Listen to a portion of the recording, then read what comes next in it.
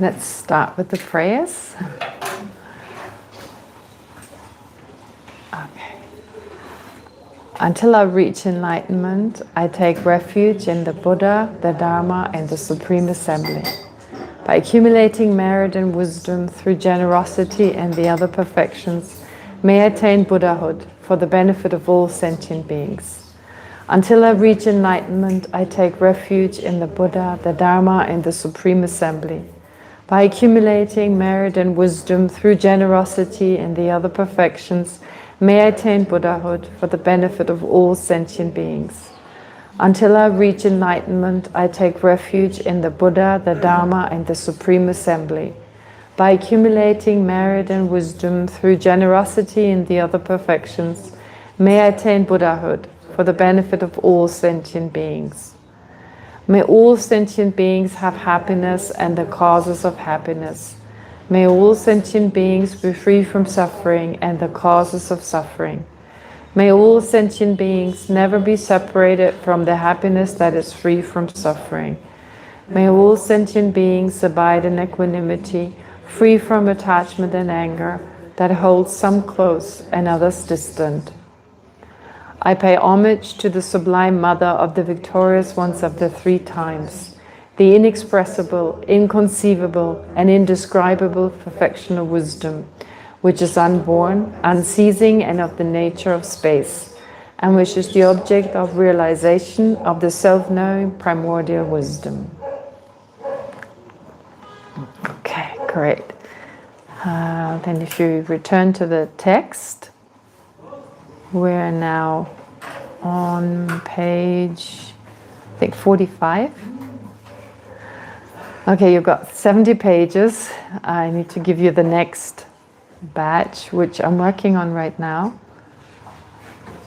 I'll probably get that to you this weekend, maybe the next 15 page. Oh, thank you.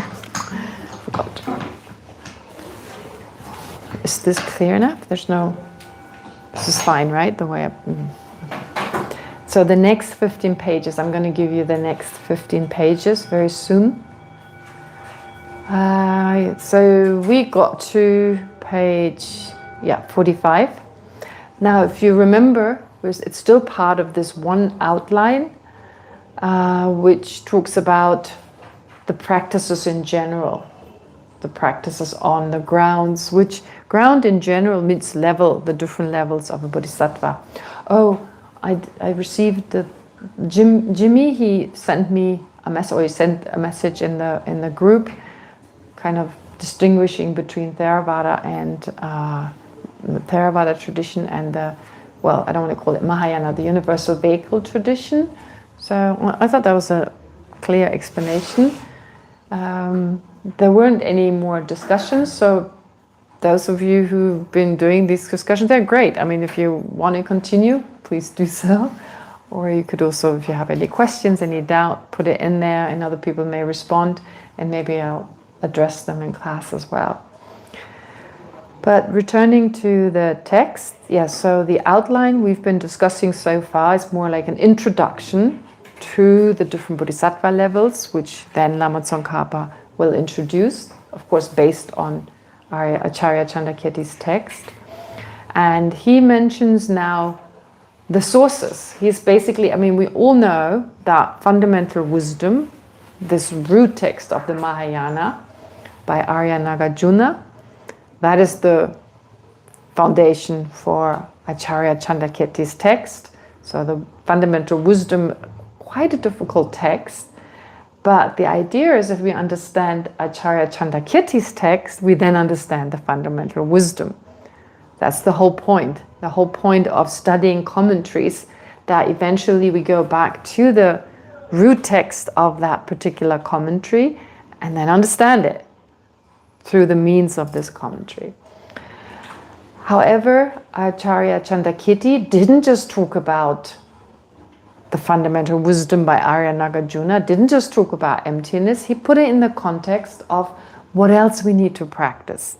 Because if we study a text and it's just emptiness, I think at some point we feel it's too abstract, it's too dry, something is missing. We need kind of the emotional part as well. So that kind of balance, which is why Acharya Chandrakirti's text is so beautiful, because it provides us with both the rational and the emotional.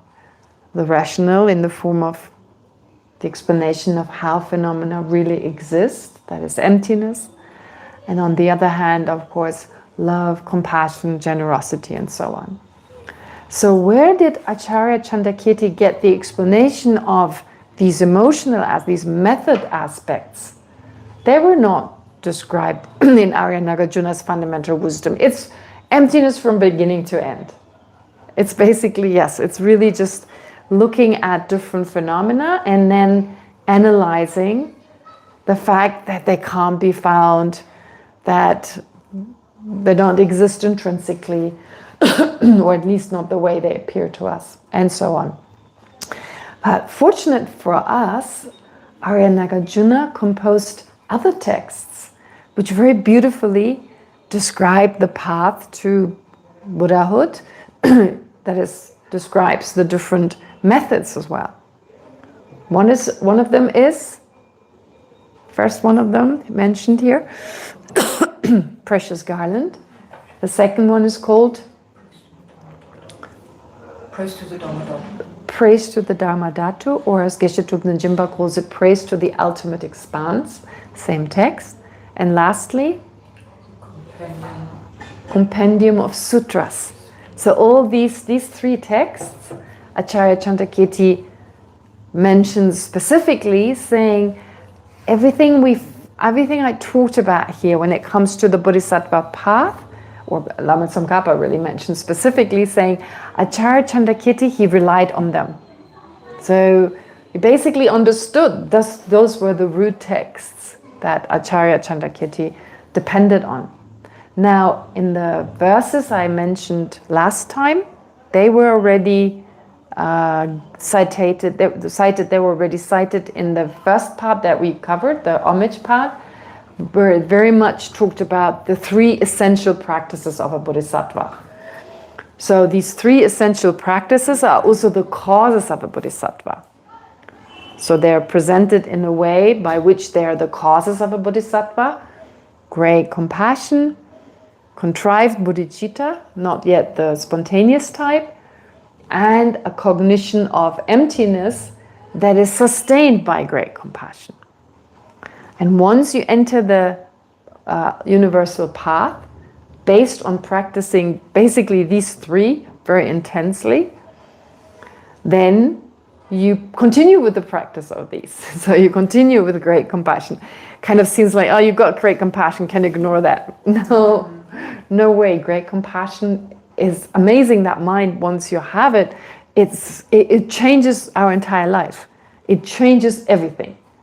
But it still needs to be strengthened. It needs to be enhanced, which is why bodhisattvas continue to practice, strengthen their great compassion, but even their bodhicitta.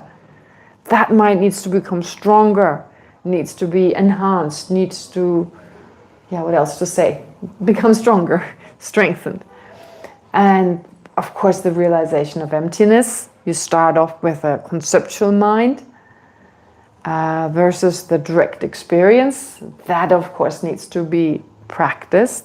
First, it's just we have some image of emptiness by way of which we can reflect on emptiness. We can know emptiness, but to directly experience it as if it were in front of us, that's a different situation.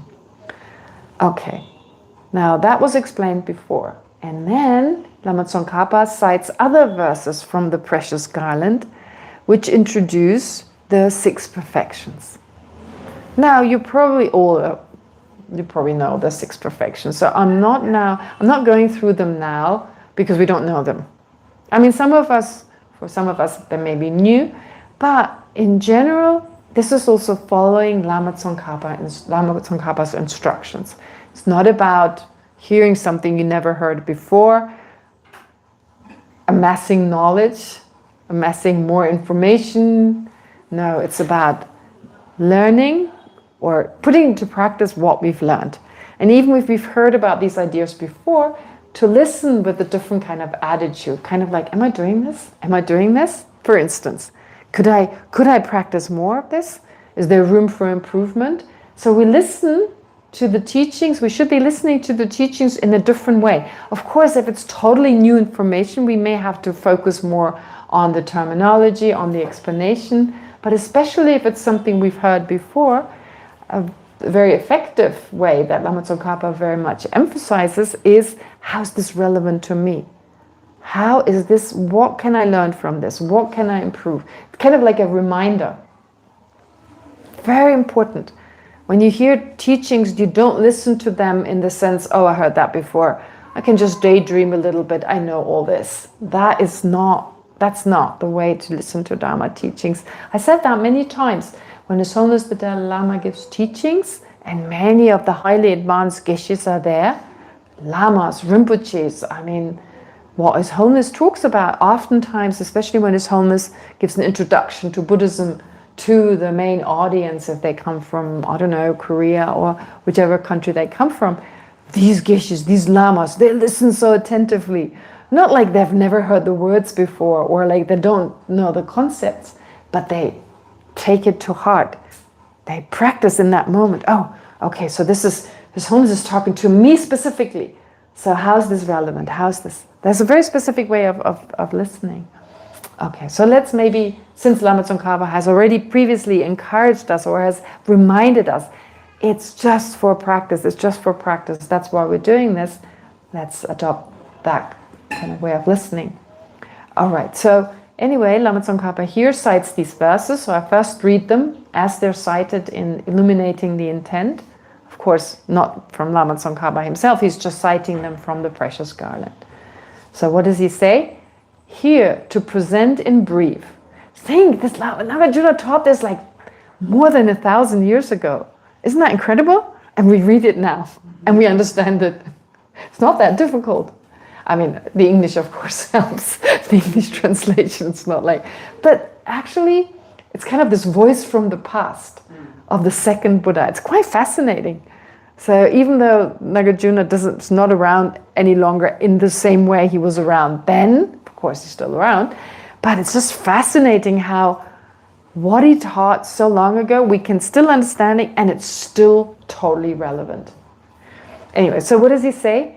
Here to present in brief the qualities of the Bodhisattvas. They are generosity, morality, forbearance, diligence, meditative absorption, wisdom, compassion, and so on. And then I explain each one of them. So generosity, it's like, remember in the beginning I said these practices, yeah, they seem so beyond us. And there are certain levels that we cannot practice right now. But generosity, come on. I mean, there's beginner levels, there's so many different levels. So generosity, of course. And then morality. Anyway, I'll explain it. Patience or forbearance, and so on. And then it explains them anyway. Generosity is the utter giving up of self-interest. Interesting definition. Morality refers to working for others' welfare. Forbearance is to relinquish hostility. Increasing positive deeds is diligence. That's 45. Yeah. Meditative absorption is one-pointedness with no afflictions. Wisdom is to establish the meaning of truth. Compassion is an intelligence. It's an intelligence that cares for all beings equally, as if they're all the same. Right? We get something from it. It's not that hard to understand. So what do these three verses tell us? Well, they identify the six perfections and explain what they refer to. So explain their nature. That's a very common Buddhist way. In Tibetan is Ngo. It even has the N in there. Okay? It sounds almost similar to nature. Ngo, nature. No, not exactly, but never mind. So the nature of something always refers to the meaning of something, the definition or even the meaning of it. Okay, so what is generosity? Well, first of all, it's characterized by the wish to give. It's mainly, the mental state is the main state, of course. That's the attitude. If for instance, someone is begging for money and we're so annoyed with them and like, just take the 20 rupees and get away. Stop following me. It's not the wish to give, it's the wish to get rid of someone. Kind of bribing them to taking off. So again, I wouldn't call that generosity, obviously. So it's really the wish to give. Free from the self-interest that obstructs giving and untainted by the hope for personal gain. Or I can say, by the hope of getting something back. Even if it's just a thank you or a smile. I love our beggars around here. Right, they smile at you, you know, the moment you give them. And you've given, they turn around. What a great practice. Not like, thank you, G, and we feel really good about how generous we are. No, that some of them are really like that. You know, they're so smiley and sweet and whatever, G, you know. And the moment they've got the money, it's almost like they take it from your hand, they turn around. And that's great. That's perfect. I should change that. By hope for personal gain. By hope for something as little as a thank you. Actually, we should thank them. We should thank them because they give us the opportunity to practice generosity. Isn't that kind of like, what? We should be grateful to them. They give us this opportunity. And as one of my teachers, I've mentioned him before many times, Geshe Kelsang always says, give with respect. So not like, here you've got your 20 rupees, just take off. That's not respectful, right? To actually, I mean, how is respectful giving? Look into their eyes at the very least, right? Sometimes it's just like, oh, okay, kind of like annoying. You don't even look at them, just throw the money. No, look at them with respect. It's beautiful. I love what Geshe Kelsang says. With respect. And taking it further with gratitude to give us the opportunity to practice giving. Right?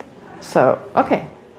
This mental quality, I want to change that sentence. I want to make it a little bit stronger. Not just for personal gain. I mean, yeah, I mean, also not, well, I'm accumulating all that positive karma. I hope it ripens soon. No, that shouldn't be our attitude. But of course, yeah, with respect and without the desire for something as little as a thank you or a smile. On top of that, maybe with a sense of gratitude, yes. This mental quality finds expression in the verbal and physical actions generated by it. Yeah, right, of course, it's mainly the mental state, but of course it expresses itself by verbally, I don't know. I mean, we come to it, it's not just about material objects, it's also about giving advice and so forth, giving protection. So there's a verbal action, and in the case of giving material objects, it's mainly a physical action. In another Tibetan rendering of the precious garland, so there are at least two versions of the precious garland, the opening line of verse 435, that's verse 435, as you can see in the previous, as you can see, I put the verse numbers next to the verses. So verse 435 is translated as generosity is the utter giving up of wealth. So it's one says self-interest and one says wealth. I like self-interest, right? It's kind of nice. And it's anyway, generosity is not just about wealth, but self-interest has to be interpreted, of course. It's not like you're generous and there's no self, but you reduce self-interest, as in like anything coming back to you, right? So like gratitude, I mean having gratitude, of course, for the opportunity, but without expecting anything back from the person. So self-interest means at least the person smiles back at you, so you expect that. At least they should say thank you, without that at all, without any expectations. So generosity is the other giving up of wealth, yet generosity is not confined to material offerings. It also encompassing the giving of love and protection. For instance, love and protection. So whether by actually safeguarding someone from impending danger, or by offering out time, companionship, a listening ear, or words of comfort. So this expression of protection, it says that in Tibetan, like protection. So of course we may help someone when they're in actual danger. If we witness someone, I don't know, like a child about to run across the road without checking whether a car is coming. Maybe if we can, going in between if we're fast enough. So that would be protection. I mean, or just sentient beings, if they, I don't know, if you come across a body of water and there's like an insect drowning, so to help the insect, to help a sentient being. So there are different ways to offer protection from certain death or protection from injury. But it means also offering our time. If someone, I don't know, needs our assistance, to offer our time. If we're not doing something, of course, sometimes it's difficult if we do other things as well. But if we, instead of just hanging out and, you know, watching movies or whatever, so maybe there's someone in dire need, to give them our time, companionship, a listening ear, or words of comfort. In the same way, it extends to the giving of the Dharma. So giving of the Dharma, both through the example, that's most important, and through our words. So like, you don't have to be a teacher, you don't have to be, I don't know, doing this study and that study. Whatever you learn, you can pass on, but not in the way of preaching, of course.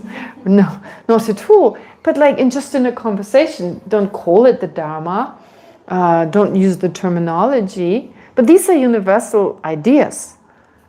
When, for instance, someone experiences a lot of anxiety, what about mindfulness meditation?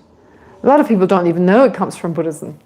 Now mindfulness, you have mindful, what else? You have mindful business, you have mindful yoga, you have mindful, what else? Mindful, pardon? Leadership, mindful relationship, mindful jogging. I mean, it's like everything's there. So it's become really popular. I don't know, I'm just making it up.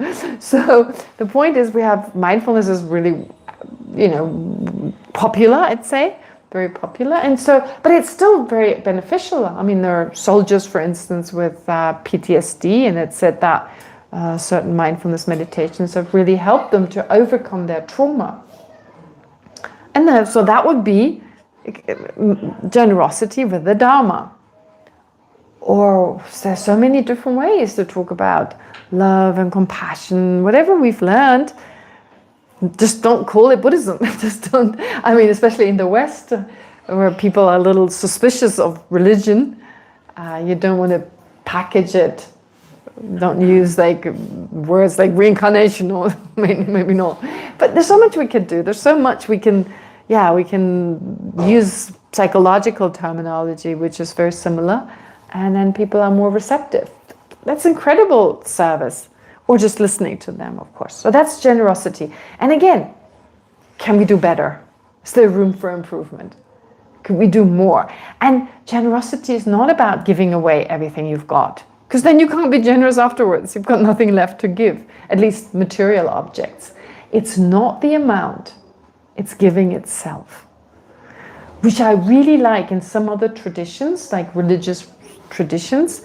For instance, in Islam, I believe, I think in Judaism as well. So for those of you who know, please correct me if I'm wrong. You give 10% of what you earn. I've heard that about the Islam. I'm not sure about Judaism.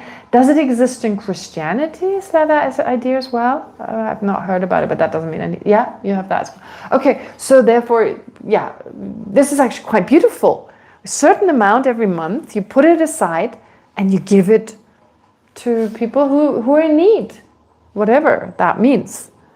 Of course, don't give alcohol to alcoholics. And so, I mean, obviously, there's certain things we shouldn't be giving. There's a whole list, but things that help them. And ideally, well, the same, you know, instead of giving the fish, giving the fishing rod and so forth, if we can contribute in that way, that's very meaningful. But of course, also giving our time, our effort, and the Dharma through our own example.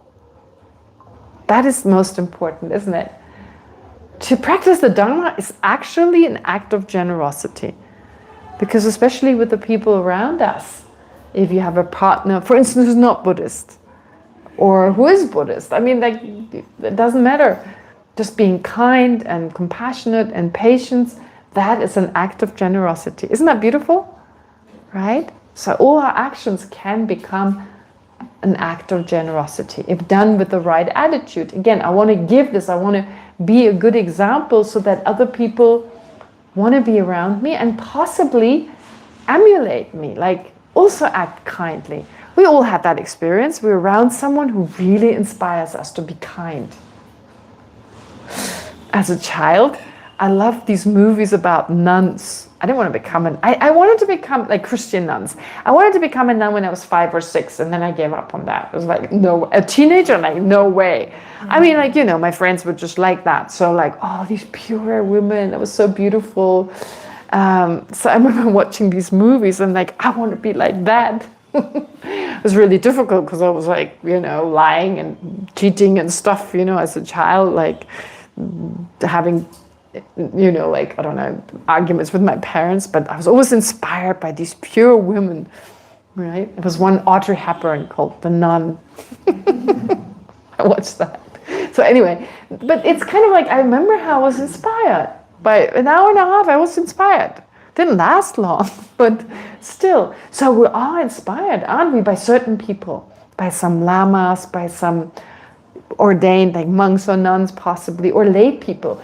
I know a lot of Tibetan lay people, I think they're such practitioners.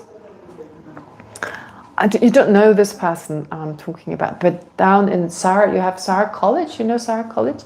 And the person who's the director now, his name is Genpa-san. To me, it's always like, he's such a great practitioner. I don't know how much he knows about the Dharma, but he's so kind and he's so selfless and you know, working for the Institute the whole time. Amazing. I always felt ashamed in his presence. I was like, oh my God, I'm the nun, but here's the one who's really doing something for others. So there are many examples of people that were really inspiring. Okay, so anyway, that's generosity. And then there's morality, or ethical conduct, another word for it. It's strictly speaking the restraint from harmful actions. To restrain from harmful actions, along with the verbal and physical conduct that arises from such restraint. So what does it mean? It involves guarding the senses. I really like that expression. It has that same meaning of restrain. So actually even the word for vow means restrain. So to restrain myself, or even refrain from certain actions. So that's what a vow means. You kind of take that commitment to not harm others. Or to guard my senses. To guard my senses doesn't mean, oh, eye consciousness, don't look at the blue, don't look at the no, it's not like that. It's more like the reaction of the mental consciousness that arises thereafter. So instead of getting like totally like, oh, I want to get more of that chocolate cake, out of the way. Pickpocket a little bit. I don't have enough money to buy this. I'm just gonna, right? I mean, that would be silly examples of acting out of your desire, and it's all coming from a mental level, right? On a mental level. So someone finished all the hot water. I need a hot shower. How dare they? And you know, and so on and so forth. So certain attachment to sense objects, which then drive us to do mad stuff. We become mad, become crazy, basically. Okay. So therefore, so morality involves guarding the senses in the way I just described, and carefully observing through mindfulness, vigilance, and introspection how we relate to the world. Did I say this in here? When we say mindfulness in the West, we really mean 3 types of consciousness, 3 types of mental functions, I should say. One is vigilance, the second is introspection, and the third is mindfulness. Mindfulness, that whole like what we talk about, what we call mindfulness in the West, is the package of these 3, really. In the sense, vigilance. First, you have to be alert. That is a specific function of the mind, to be alert, to be attentive. Not to be daydreaming and never know what your mind is doing, and like an hour later it's like, what? An hour has passed? What was I doing for the last hour? You just sat there, right? Sometimes when the strong affliction is present, it's like we're just angry and just going over what the person has done to us, and there's no control at all. No, here it's about, first of all, attentiveness, being alert. Sometimes it's called heedful. Sounds almost like hateful, but no, heedful, like being heedful, alert, vigilant. Secondly, where is that vigilance directed? What is it directed at? At our own mind. We're very attentive through the external, but the problem is we don't pay much attention what's happening here. What are our thoughts? Are they harmful or not? When I'm interacting with someone else, am I just driven by self-interest, or am I actually paying attention to the other person, really listening to them without wanting to just talk to them and them listening to me? So like, am I really there for the other person? That means introspection. So introspection, maybe the order of these three is not that, it's not the right order. I should put them differently. So really say, first is vigilance, alertness, vigilance. Vigilance directed inside, like directed at our own mind. What are my thoughts, positive or negative, and so forth. And then we need mindfulness. The Tibetan word for mindfulness, what does it really literally mean? Does anyone know? What is to remember? So it's like, remember to be alert and pay attention to the mind. Right? So really the Tibetan word is tempa or tenshe. So in a mindful mind is like tenshe. But mindfulness really means tempa, as in like being, remembering basically what I want to focus on. So first you're attentive, pay attention to your own mind, and then remember to do so continuously and not be swept away by some, I don't know, other thoughts. So to always remember, you can't do both. You can't be aware of what the other person is saying and what you're thinking, but you can switch back and forth very quickly, which may seem as if it happens simultaneously. And if you have enough attention, you may actually be able to have two minds, one mind thinking about the person, what a person is saying, and the other mind focusing on your own mental consciousness or your own thoughts. I guess, remember we discussed great compassion that takes, for instance, no referent as its object, which means you have great compassion, focusing on the well-being of all sentient beings, on the welfare of all sentient beings, wishing them to be free from suffering, wishing to protect them, one mind, and another mind that knows the emptiness of all these sentient beings. You can have two minds at the same time. However, those are definitely advanced states when you have these two minds. I don't know whether we could develop them now. I mean, first you need great compassion in the first place, and you need to know emptiness. So they are pretty difficult. But the point is that I believe, well, if you can't generate these two minds simultaneously, so the mind that is focusing on the conversation with that person, like reflecting on what they're saying, and another mind that is attentive at the same time, even if you can't do that, you can switch back and forth quickly. So again and again, remember, oh, what is my mind thinking? Okay, I'm safe, right? Am I just, I don't know, getting angry with that person and I'm going to be passive aggressive now, right? Very skillfully, I'm going to say things. I'm smiling, I look very friendly, but actually I'm not. We all know that, right? Passive aggressive. That's a good word, actually. It's not obvious that we're actually trying to, I don't know, maybe harm that person through the way we talk to them without losing our smile, totally fake. So again, am I sincere? Am I, and so forth. That's all part of morality. Morality also entails cultivating and strengthening wholesome qualities. So it's not only about restraining or refraining from harmful actions, but also developing beneficial actions, such as the 6 perfections. So it's kind of like morality actually includes also the practice of the other perfections.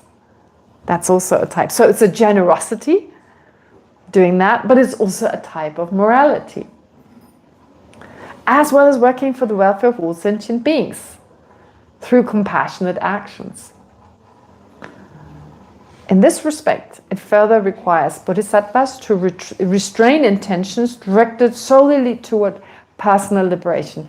I've already mentioned before, like bodhisattvas, they have to watch out that they're not kind of tempted by just being liberated. I mean, they have already renunciation. For us, it's like, well, we don't even have renunciation, but if you have already renunciation and then you work as a bodhisattva, you may face some obstacles. I mean, usually your mind is totally driven by great compassion and bodhicitta, but you wake up a little grumpy one day, maybe with a headache, and you're just fed up with cycling existence and sentient beings are difficult. And you're like, maybe I'll just give up on that, you know. I mean, it could be, we're just human, and we have good days and we have bad days. So bodhisattvas, especially in the beginning, I mean, I'm not saying once they're like highly advanced, that's a different situation. But in the beginning, they could be grumpy, right? I mean, I don't know, but I'm thinking, I think it's just logical that, yeah, they have obstacles. And the thing is, what is really interesting, like, you know, there's so many lamas, like Rinpoches. And some of them, of course, there is a certain hierarchy. Some of them are like really high lamas in Tibetan society, considered to be very, very high lamas. His Holiness the Dalai Lama, His Holiness the Karmapa. So they're pretty beyond. If they're enlightened, if they're not enlightened, we don't know. But at least they're like very high bodhisattvas. So no, they're not grumpy. They're not like, they're like pretty much beyond us. But they're different levels of Rinpoches. Yeah, sometimes a Geshe they were a Geshe in their previous life who were great practitioners and so forth, but then they're recognized because there's some benefit. They have all these students, they have all these disciples, they're recognized as a Rinpoche, and that doesn't necessarily mean they're on the same level. So there are definitely differences. My teachers always warned me, my teachers went even so far as saying not every Rinpoche is actually a Rinpoche. Even if His Holiness recognizes them, it doesn't mean they are the actual reincarnation. It's beneficial to do so, and so it doesn't harm them. It benefits the disciples, even benefits that Rinpoche, like that so-called Rinpoche. They don't have to be a Rinpoche. That's also possible. So there are many different possibilities, but it's good to know, because sometimes it's hard if a Rinpoche behaves in a certain way that we don't expect, that may even be negative. Instead of going, oh, the Dharma all sucks and, you know, people can't practice, we shouldn't see it that way. We don't know why they're behaving that way. We have to be careful. So it's also possible sometimes that a Rinpoche, for instance, let's say they're on the path still, they have obstacles, right? There are obstacles. It's not unusual. Therefore, it's unrealistic to expect every Rinpoche to be a Buddha. Because otherwise it would mean there's nothing in between. There's nothing in between. So there's so many great beings who start path of accumulation, path of preparation, and so forth. There are all these levels. And I remember years ago there was a Rinpoche who used to come to my teacher, and he was a really difficult person, kind of, right? And then he took off and he just roped and he became like really, and I was like, are you sure this is the reincarnation of this? I don't know. You know, and he's like, no, but he's got some obstacles in this life. It's tough for him. Who knows in the next life? We just think of this life. So they may just take off and behave not in a very un-Rinpoche way, but that doesn't mean they don't come back to it. We just think of one life and, you know, someone messes up, they're gone. No, I'm not even saying they're messing up, but like not interested in the Dharma, for instance, it may happen. And so for this life, okay, maybe not. They live just a non-religious life, but then the next life goes back to their old glory. That's also possible, right? So we shouldn't just think right here, right now, but also take on a wider view. And of course, sometimes their actions are purposely for the benefit of others. They may in this life not spend time in the religious community. They spend time with other living beings that they have some karmic connection to, and they benefit in other ways. We can't judge. We don't know. It's very, very subtle this type. But sometimes people get so angry and the Dharma doesn't work, the Rinpoche is like acting in a weird way, and so we just don't know, right? So many different possibilities. So to keep an open mind, I think, is a good idea. Yeah, okay. So that's morality. Forbearance or patience refers to the self-control that allows us to remain calm, tolerant, and free from reactive anger when faced with the faults, harm, or provocations of others. So difficult. Right? I mean, it's really hard. And like sometimes we think anger means like turning red and screaming and shouting and being abusive. But anger, that's a coarse type of anger. It's a kind of anger, it's a strong anger that induces certain actions.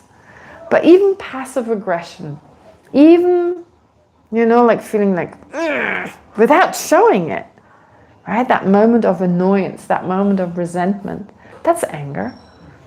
And it's stressful. It's actually, like we talk about stress. Oh, let's avoid stress. Stress is really bad for you. Well, anger creates stress in our own mind. There's a different word they use. In Buddhism, they don't say stress. Or in the Buddhist text, they don't use the word stress. They use the word, a peaceful mind becomes disrupted. But that's just a fancy way of saying stressed, right? I mean, it's I don't think stress is something external. Stress is the reaction to something. So if someone annoys us, we get angry, we get stressed. If we have patience, remain calm, maybe put ourselves into the other person's shoes and have some sense where they're coming from, and instead generate compassion, no stress. Peace of mind remains in place.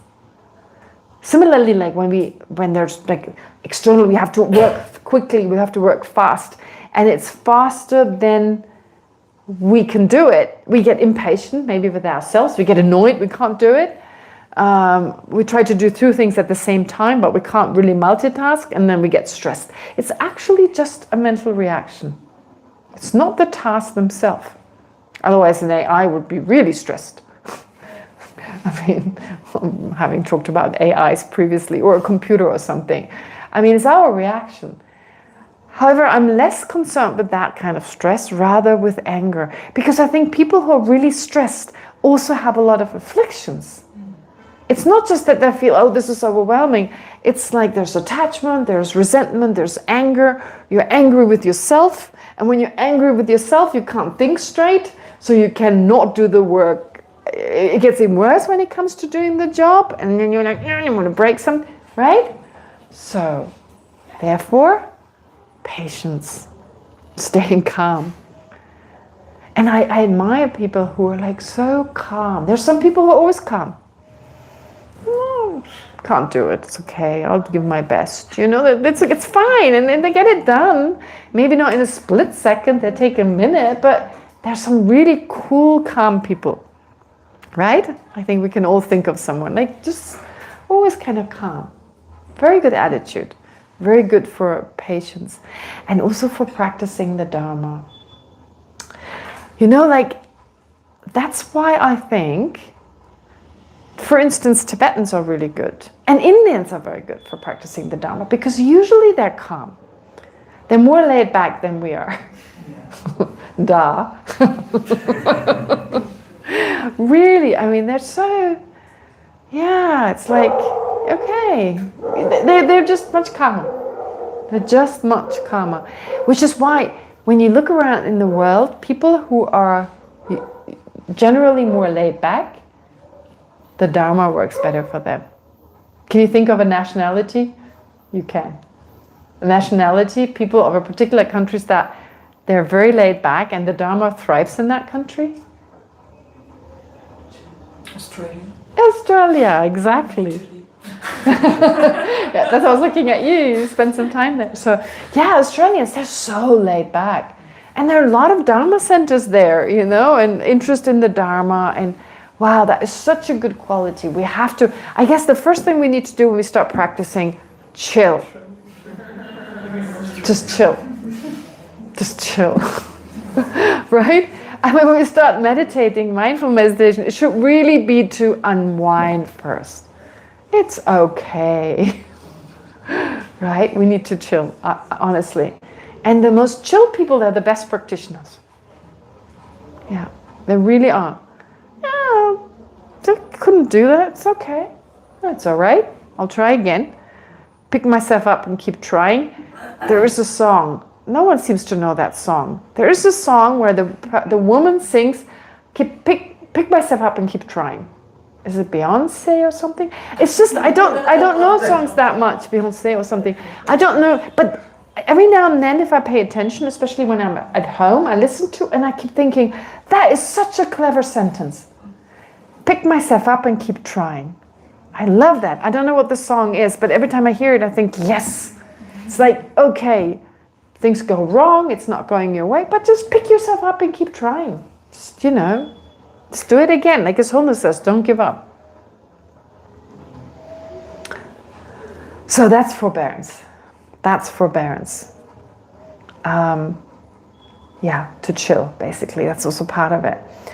But it does not merely mean, so here in the beginning I talked about forbearance or patience in the usual sense, avoiding getting angry, getting resentful, and so forth. But it also means avoiding irritation or hostility in response to others' actions. Yet it does not merely mean avoiding irritation or hostility in response to others' actions. It also signifies the strength to endure the ordinary difficulties of life, hardship, suffering, or delay. The train is delayed for 12 hours. Ooh! Previously we associated that with India. Now it's Germany. Indian trains are pretty much on time. German trains have become terrible. So, wow, it's good to be German now for practicing patience. Take the train more often. It's good for generosity as well. You have to pay so much more. And then the train doesn't even come. Yeah, it's terrible, the situation in Germany about the trains. Anyway, so hardship, suffering, or delay, I mean, whatever it is, keep cool, right? There's no point. People get you can't change the situation. It's really like Shantideva says, if there's a remedy, why get upset? Just apply the remedy. If there's no remedy, what's the point in getting upset? I mean, it's so, and really Tibetans live on the basis of that. This is one of the verses I think really Tibetans live by, whether they know the verse or not. Oh, why are you getting upset? We can just change the situation, so okay. Oh, we can't change the situation. Yeah, it doesn't help to get upset. Just let's have a cup of tea. Right? Yeah. And I'm not saying everyone, and of course there are Tibetans now living in the West, and they're of course living the hectic, the kind of stressful life. But I'm saying in general, there's this tendency, especially like monks and nuns, kind of laid back. This we need, first thing. We need to adopt, okay. But then also when there are difficulties, okay, it's impermanent, it comes and goes. Why getting upset? Germans especially. Germans in Germany. Not the ones in India, but honestly, people get upset for little things. They get so upset at the cashier, like. And some are very laid back, of course, but you see like driving a car. I think it's elderly gentlemen usually. Oh, they get so angry and like, oh, and they drive really close to you. And then my weird mind is like, now I'd drive even slower. I'm naughty that way, If they come really, really close, and I'm like, no, I'm not going to go faster, okay. But no, the thing is, yes, I noticed that, especially in the West, and I can only speak of Germany when I'm home to visit my family, I can tell there's a lot more tension. So again, it doesn't help. So hardship, suffering, or delay without discouragement, thereby strengthening the mind so that it does not falter. Okay, very important. On a deeper level, patience especially means the ability to bear the difficulties that arise in Dharma practice for the benefit of all sentient beings. That's tough. That's difficult. Like I said, some bodhisattvas may every now and then think, got a bad day, how about self-liberation? I mean, possible that becomes, kind of, what's the word? Kind of cheeks, no, what's the word? Comes into their mind, kind of like pops up, or no, but kind of creeps its way. It creeps its way, yeah. It creeps its way into their minds. Possible. Yeah. On the deeper level, patience especially means the ability to bear the difficulties so for whether physical discomfort, external obstacles, or inner discouragement without ever turning away from the path. And again, this is something we find ourselves. Oh, I could be a little bit more. There's room for improvement, and there always is. Diligence is the joyful engagement in virtue. This is made explicit in another. This is made explicit in another Tibetan rendering of the precious garland. So here it says, in this version here it says, increasing positive deeds is diligence. That's nice, but I prefer this version of the other rendering, where the last line of verse 436 reads, diligence is delight in virtue. You delight, you have joy in engaging in virtuous actions. The term is also translated as perseverance, sometimes in English, so diligence or perseverance, or as joyous or enthusiastic effort, emphasizing that diligence is not mere hard work, but the steady, joyful application of the Dharma. So in particular here, with the first three, it does include the Dharma. The Dharma is important. However, it also applies to, it's all like based on the Dharma. Of course, it's all Dharma practice. But like we say generosity with material objects, it doesn't necessarily mean generosity of the Dharma. But I guess here with diligence, it's mainly joyful effort when it comes, to virtue. Okay, so virtue doesn't necessarily mean Dharma practice. Although in a way it is Dharma practice. Any virtue is kind of a Dharma practice. But then you could say like a Muslim is a Dharma practitioner. Yeah, sure, they are. Yeah. Not that they would agree, but possibly, I don't know. Okay, so therefore, joyful engagement in virtues. Other translations are perseverance, or sometimes it's translated as joyous or enthusiastic effort, emphasizing that diligence is not mere hard work. No, but the steady, joyful application of the teachings of the Dharma. It can mean the courageous determination to adopt a wholesome motivation and face difficulties without hesitation, like donning armor before battle. I don't know whether you've ever heard that. To put on armor. In this text, it literally says, put on armor. So it's kind of that kind of soldier language sometimes. But of course, it's not about external battle. It's not about fighting others. In fact, in other religions, you also find battle terminology. Can you give me an example of battle terminology in other religions? Yes, jihad. But I remember from a program on the BBC just after 9/11, because of course, what happened and a lot of discrimination against Muslims. So they wanted to clarify what Islam really means. And so they asked an imam to explain the meaning of jihad. And he said, actually, the meaning is to fight with your own inner demons. I was like, great, they have a word for that. I'm fighting a jihad. And I've recently heard His Holiness also use the word. Oh, this is our jihad. He's really used, I don't think it was a recent teaching. I think it was a recording or something. His Holiness said, we're doing our own jihad. And I was like, what? Did he just say that? Was it a recent teaching? I forget when it was. But I remember thinking, oh, even His Holiness calls it that. Right? We're fighting our own jihad. So that kind of battle language, because, and what is another word in Buddhism? Think, what is the meaning of arhat? A person who's attained liberation. What does it literally mean in English? Foe destroyer. Foe is another word for enemy. Someone who's destroyed their own enemy. What is the enemy? What is the foe they destroyed?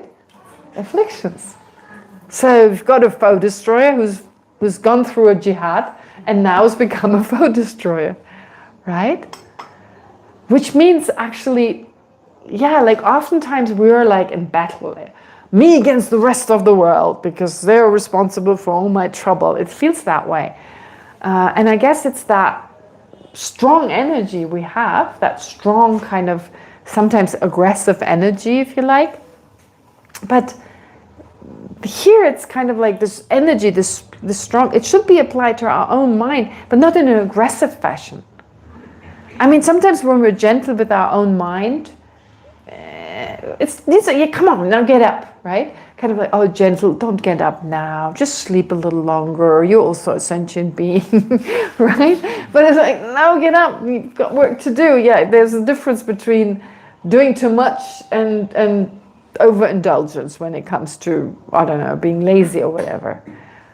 So sometimes it requires even strong means. That's not hateful. It's like, okay, now it's enough. I've been, I don't know, just daydreaming for the last 10 hours. Now I need to do something. I need to practice or whatever. So I think it makes sense, that strong language. I remember an Israeli person once said to me, oh, I don't like that language. Like I've just left the army behind me. I mean, many of them, like when they're very young, they go to the army for a few years and then they come to India because, I mean, it's hard to be in the army for 3 years. And there's all this battle language. And then they come to the Dharma and we talk about enemies and stuff. It can be a little bit disheartening, I guess. And maybe it's not the right kind of language in this context because it can be misunderstood. But in general, I think it's helpful. Like, it gives more determination, kind of, which strengthens our determination. Okay. Anyway, so the donner. Okay, so like donning armor. What is that armor? That's what I tried to get at. What does the word armor mean in Buddhist terms? What is the armor? What is meant with the armor? Don an armor, wear an armor. So to put on an armor. What is the armor that you put on?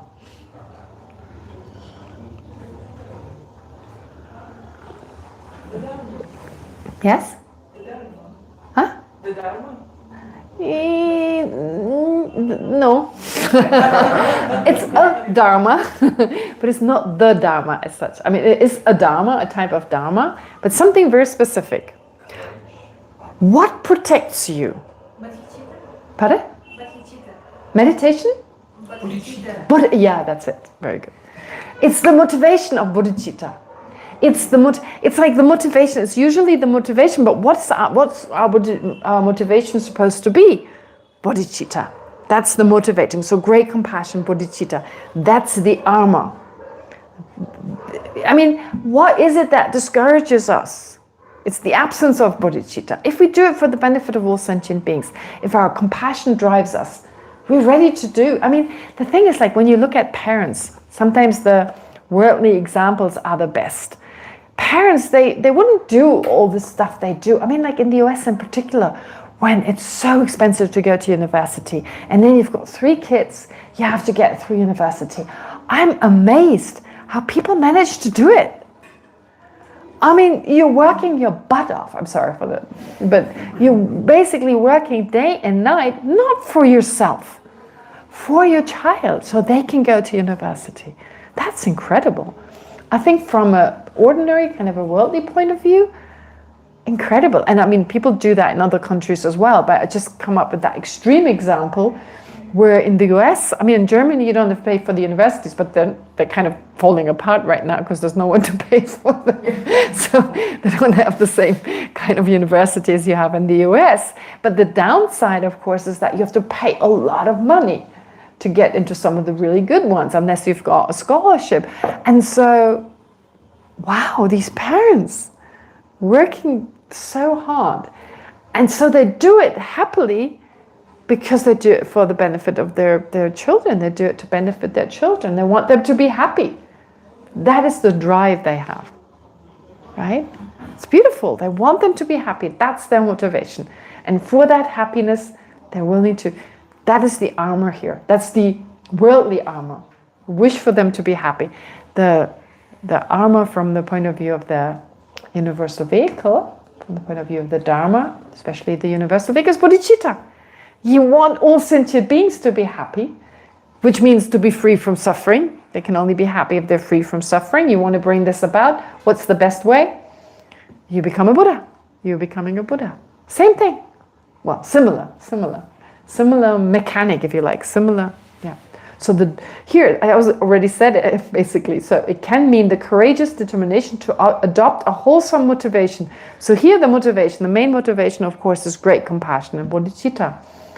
And once you have that, you can face difficulties without hesitation, like an armor. The joyful accumulation of virtuous deeds, that's also part of it, or the tireless dedication to the welfare of all sentient beings. So first motivation, then the actual deed, and dedication. Those three we should practice. All right, we can all do that. We can all do these four so far. We can all do that. That's why learning about the Bodhisattva practices is not totally beyond our head. The highest levels, of course they are, but we can start where we are and already make a huge difference. And yeah, generosity and so forth, it's all accessible to us. And then there's meditative absorption. Okay, that's a little harder, especially in this day and age with so much entertainment. Right? Meditative absorption or meditative stabilization is a deep state of concentration developed through single-pointed meditation, free from the afflicted obstacles of mental excitation and laxity. Yeah, it's really interesting. We do live at a challenging time in terms of concentration. I've literally met people who are Buddhist and who say, I don't want to meditate, it's boring. Right? I mean, I was given a class or something and I said, do you meditate? And they're like, no, that's too boring. They go to classes, they're very, but they don't want to meditate. No, it's boring. And so they actually live also in a country where you have a lot of distractions. So I'm not saying everyone, but there were quite a few honestly saying, no, not for me, I don't like to meditate. It's too quiet, it's nothing going on. And then I was thinking, yeah, it's just our situations. There are a lot of advantages living at this day and age. The Dharma is more accessible to receive teachings. You know, just go on YouTube. It's much easier. And you think of Tibet. You wanted to receive a teaching that was maybe at the other end of the country. You loaded your yak and you were traveling for the next 4 months, only to be sitting in the back of it and there was no microphone. You couldn't hear a thing. No shower and maybe just a tent at -40. I mean, wow. And what was your vegetables? What vegetables? Tsampa. And meat. I mean, think about it, the hardship.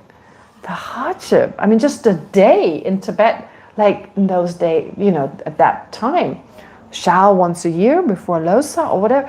I mean, it seems impossible now to even think the hardships they went through. Incredible, unbelievable. And they were so good at what they did. The best practitioners.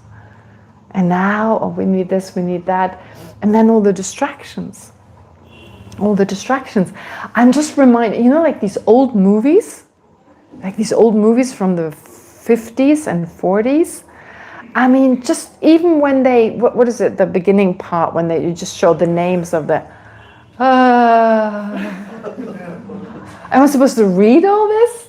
Now it's like one name, start the whole thing, right? One name. People don't have the patience any longer. What do you call that when the movie in the beginning, like when all the credits, right? They show the credits and some song and it goes really slow and every person who ever brought a cup of tea, they're mentioned in there, right? To the director or whatever. And it's like, ugh. And then the first scene, a mountain. Right? It goes on and on and on, right? It shows that when we watch these movies, we're so It's fast. Kill the guy, find out who he was in 20 minutes. Yeah, these crime shows or whatever, like within 20 minutes, someone gets killed, they find the corpse and they find out who did it. That is fast, short scenes. Next. Okay, done. All right, 20 minutes. In the old days, it was 2 hours. The murderer's watching him. Can't bear it now, can we? It's incredible. So just people from the 40s and 50s had a better concentration span than we do now. Or the internet, like it took forever. Click. And now, if it's not in a split second, we give up. Remember, you had to first connect. Incredible, like how fast everything has become. Food, everything. So let's face it, our mind is really distracted. It's not easy. So even more so, we need to spend some time in just single pointed or just slow down. Again, chill and slow down. Slow things down. Maybe give you homework, watch a movie from the 40s, like one of those old westerns that last like 3 hours. Not much happening in Texas or whatever. Okay, so meditative absorption or meditative stabilization is a deep state of concentration developed through single-pointed meditation, free from, and the afflictions that were mentioned in the verse here mean specifically the afflicted states of being too excited, being too disruptive, mental excitation, or laxity, just downness, not being able to focus, no clarity. Once cultivated, it serves as a powerful support for all the perfections and other practices. Its foremost role, however, is to accompany first the conceptual realization of emptiness and later the meditative equipoise that directly realizes the emptiness of all phenomena, thereby cutting through the obstructions to liberation and to full awakening. And then lastly, wisdom. Wisdom, which is the deep insight that penetrates the nature of reality and frees the mind from ignorance and the afflictions that arise from it. And the other afflictions. It should be other, because ignorance itself is an affliction. So I just added other. Anyway, I'll go through this again. So from ignorance and the other afflictions that arise from it. It directly realizes the emptiness of all phenomena. That's ideally the kind of ignorance we should generate, cutting through the grasping at intrinsic existence that lies at the root of cyclic existence. So that is the main kind of wisdom we should focus on, but it also embraces the realization of impermanence, the Four Noble Truths and their 16 aspects, right? The 16 aspects, they're really fascinating. But usually people, I know the Four Noble Truths, the 16 aspects. Not that interested, but actually, honestly, with the Four Noble Truths, the entire study of the Dharma is a study of the Four Noble Truths. You just go deeper and deeper and deeper. Therefore, every time we hear it, we should go deeper, basically. So the Four Noble Truths, there's 16 aspects together, along with other analysis that prepare and support the direct understanding of emptiness. Of course, understanding impermanence is very powerful to understanding there's no I. Because we perceive of a self that is permanent. Usually I ask people, do you have a sense of a permanent I? And some people say yes, and other people say no. But when I ask in a different way, I ask, is there a sense, just get in touch with your own sense of I, right? The sense of me sitting here right now. Is there a sense that the I that walked into this room a little bit more than an hour ago, the I that walked into that room is that same that is here right now? Is there a sense that was me coming into the room? This is me now and this was me then. Like there's the same. If that were true, if that perception were in accordance with reality, that is your past I and your I now were one, were the same, you couldn't have changed. Logically, you couldn't have changed. Because, right, I mean, I'm not the I now. I've changed. I'm no longer the I that walked into this room, but it feels that way. Therefore, that shows that we have a sense the I is permanent. Right? I also said this on other occasions. It's not just with regard to ourselves, it's also when it comes to others. When we are angry with someone, in such a way we hold a grudge. Not angry right now, but let's say someone insulted us last week. And when we see them again, so it really hurt. It hurt what they said to us. They created some pain in our mind. We feel misunderstood, whatever. And when we see them again, we've kind of forgotten about it. You know, we didn't see them, so we were angry for a few hours and then we moved on. And now we see them again. And suddenly that anger is back. Sound familiar? Like, oh, that's the guy, that's the one. And we're still are resentful towards them because there's a sense that person now is exactly that person who insulted me. Actually, that person has changed. But it feels like that's still. So I'm angry with them now because I think they're the same person who insulted me a week ago. So it shows that on an emotional level, not on a rational level. If I were to ask myself, I'd rationally think about it, are they still the same person? I'll answer no. But on a deeper level, on an emotional level, it feels like yes. Right? Very interesting, which is why reflecting on impermanence. People are so interested in emptiness, but not that interested in impermanence.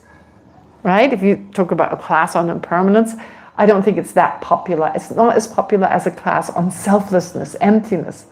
However, if you really reflect on it, go into the details. I'm changing all the time. My mind is never the same. From moment to moment, it's different. It's similar to yesterday, yes, but never identical. And similar by implication means not identical, and therefore there's change. I'm not saying we always change into someone totally different, but there's constant change. And no situation will ever occur in exactly the same way. And where's that I? Where does it fit into this body, into this being that is so permanent, that seems to be so solid? There's nothing to hold on to. There's nothing tangible. And already that is really helpful to getting a better to moving closer towards understanding selflessness. That's why, so it's the realization of impermanence and so forth. They all prepare and support the understanding of emptiness. At the same time, wisdom sustains the method aspects of the path, such as compassion, generosity, and so on, ensuring that they're not undermined by self-interest or obscured by mistaken views. You need intelligence, you need wisdom when practicing generosity. Even just something as simple as not giving drugs to a drug addict, and so on. Likewise, when it comes to moral conduct, how to refrain, what to refrain from. Wisdom is the foundation. And sustain means influence, strengthen them. So to develop wisdom also not at the same time as developing the others, but to go back to apply wisdom. So generosity is the wish to give, but then to reflect, what is a good thing to give? What is most beneficial in the long term and so forth? So to always reflect in terms of, thinking of impermanence, thinking of emptiness, and so on.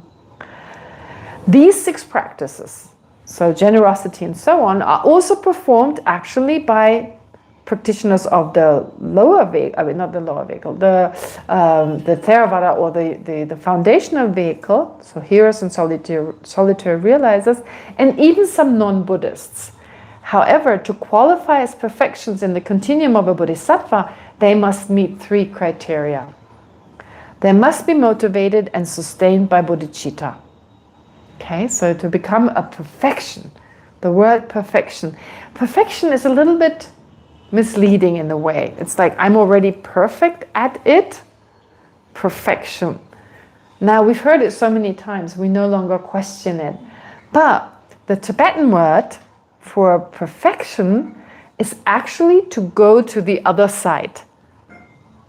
So in Tibetan it's parchin, paru to chimpa. Paru means the other side, and chimpa means to have gone to the other side.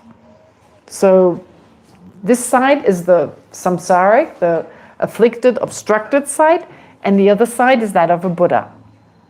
However, the word is in the text interpreted in two ways: going to the other side or having gone already.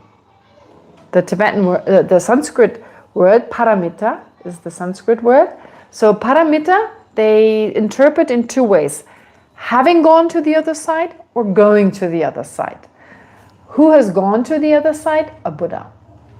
Which is, some texts would say, no, you don't have the perfections in the continuum of someone who's not a Buddha, because they haven't gone there yet. So interpreting the words going beyond as having gone beyond. For instance, the textbook author of the textbook we studied here, which is Drepung Losang Ling textbooks, in the author of our textbooks is someone called Benjin Sonandaba. Benjin Sonandaba, he says that there's no perfections in the continuum of sentient beings, there's only the practice. But I'm not using this because it's so commonly explained to be perfections.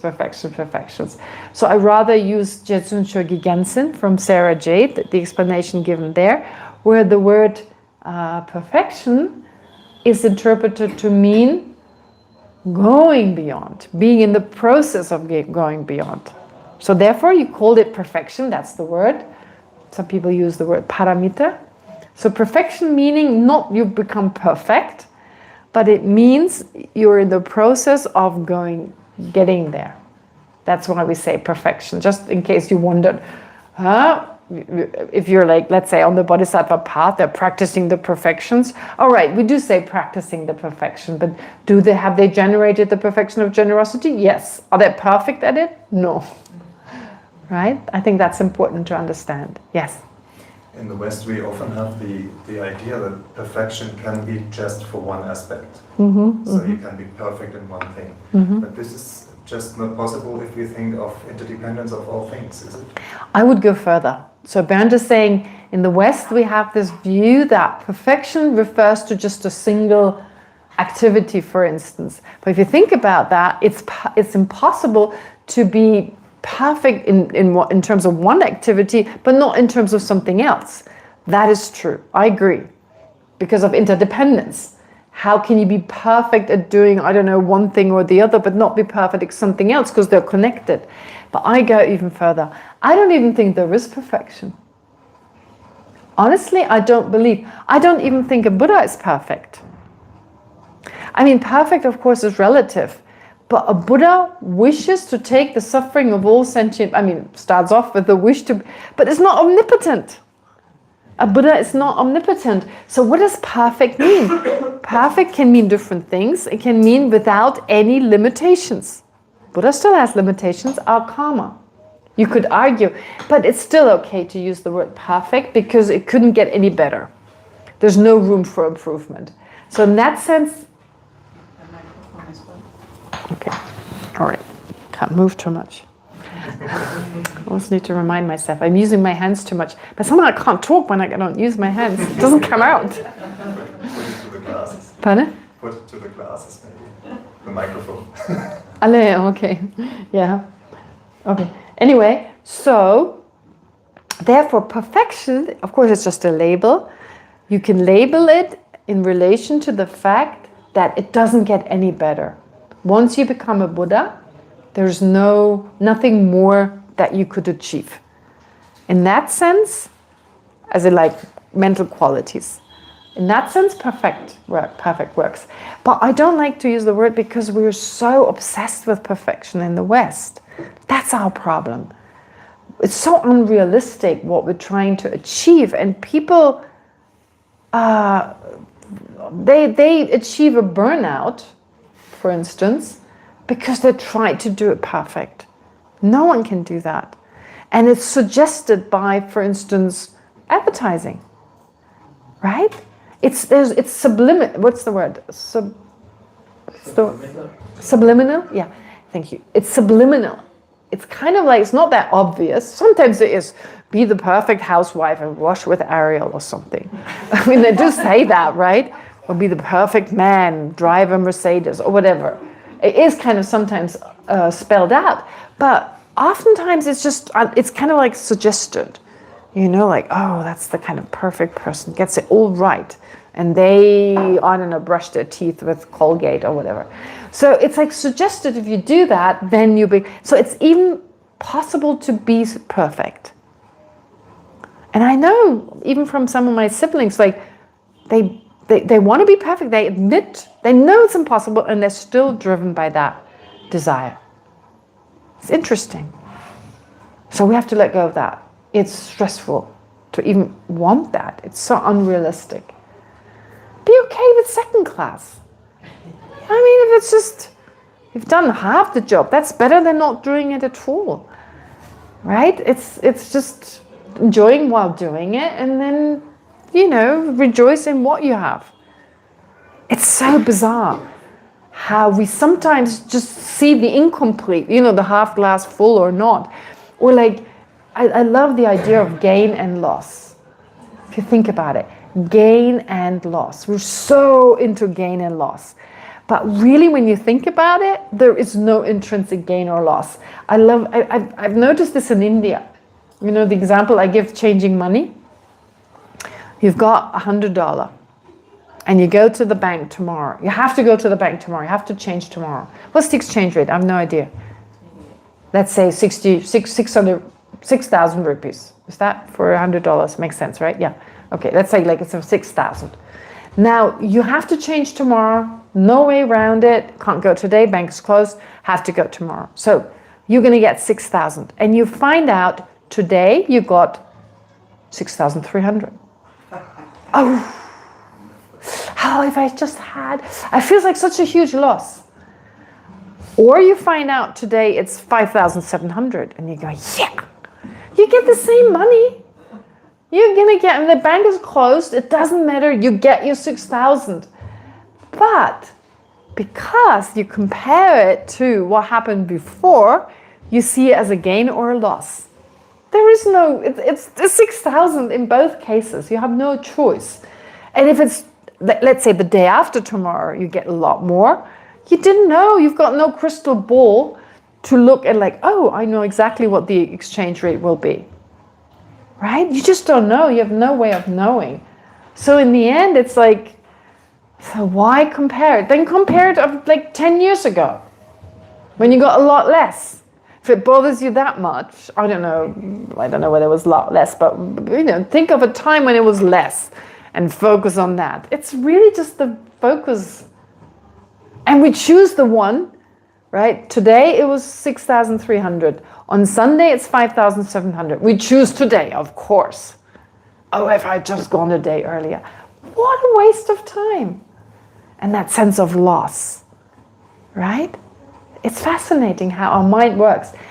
You get the same money, no matter what was there before. Yeah, so anyway, that takes it a little bit closer to like, you achieve something, yeah, maybe it's not 100%, but why do you focus on the bit that's missing?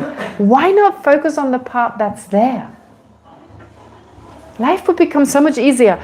And I think this is part of positive psychology, right?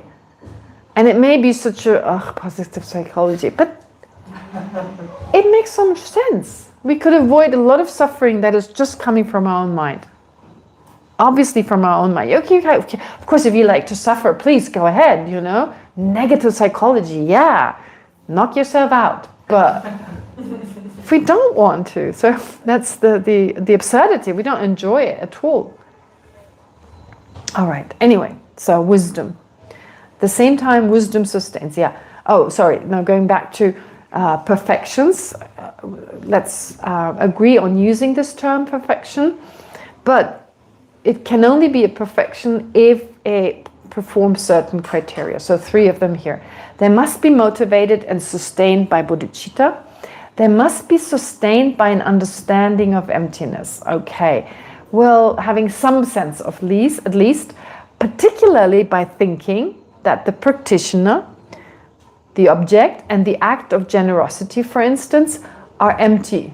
Oh, I used generosity here. For instance, I should say it for instance. I forgot to say that. So in the case of generosity, taking any of the 6. So if you take, for example, generosity, the person who's giving, so the practitioner, the act of generosity itself, and the object, the recipient. So recipient, that which is given, the act of giving. So all these lack intrinsic existence. I didn't do a good job with the explanation here. But basically, whenever you practice, you engage in the practice of any of the perfections, to be aware, the person who's patient, for instance, that which you're patient with, and the act of being patient, all of those lack inherent existence. Does that make sense? Yeah, that would be very important. Add something, be respectful when you practice generosity, be grateful, don't expect anything back, and think of the lack of inherent, you're going to be kind of busy. So don't be quick. Take your time. Wait a minute. This money doesn't exist. And wait a minute, you don't exist. Yeah.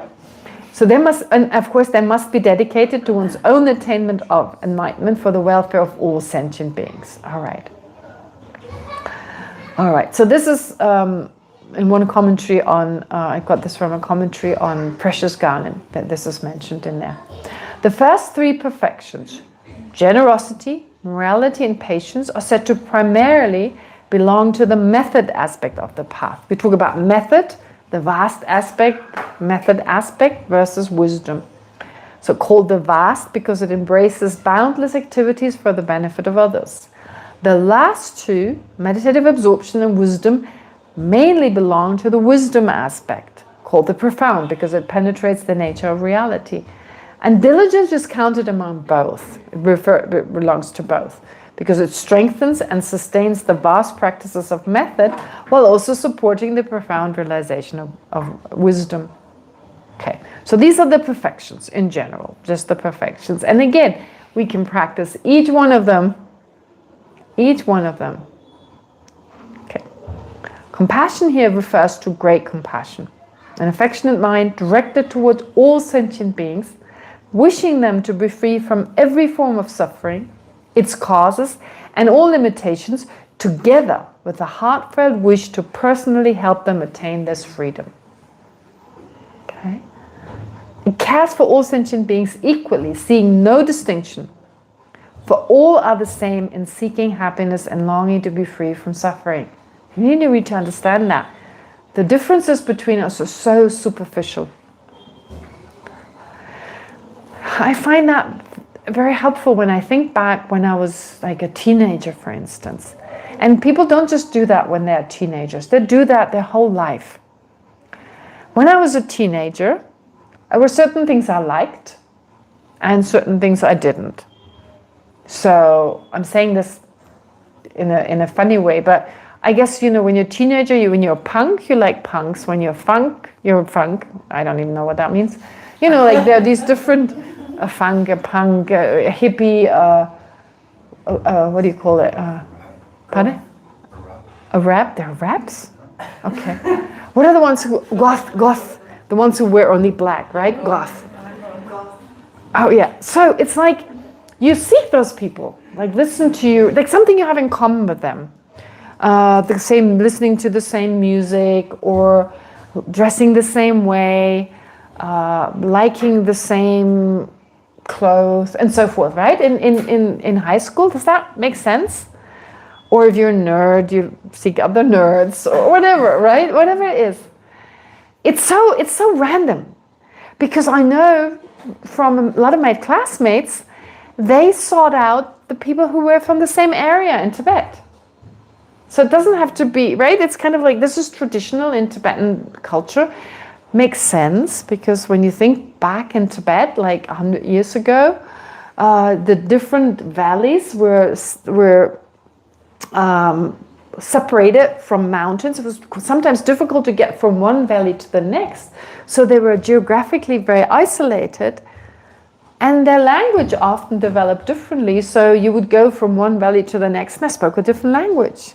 Couldn't understand them, right? If you have a flat country, that may happen, but it's more because of distance that different dialects develop. But some of my classmates, they lived just a few kilometers from each other. They came from Tehor in Tibet.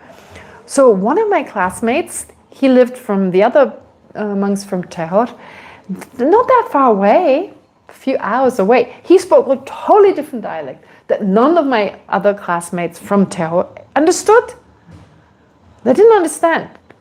I didn't understand. It sounded Mongolian to me. It didn't even sound Tibetan. They asked me, say something in your language. Lokhe. I called it Lokhe. So a few words I could understand, like muka, uka. Uka, muka, yeah. They would say that. That's all I could say. Like, are you tired? Not tired. Uka, tired? Not tired. Uka, muka. Tired? Not tired. So we would say like, oh, how are you doing? Well? Are you a little bit tired? Oh, no, I'm okay. No, they were very straightforward. Uka, not muka.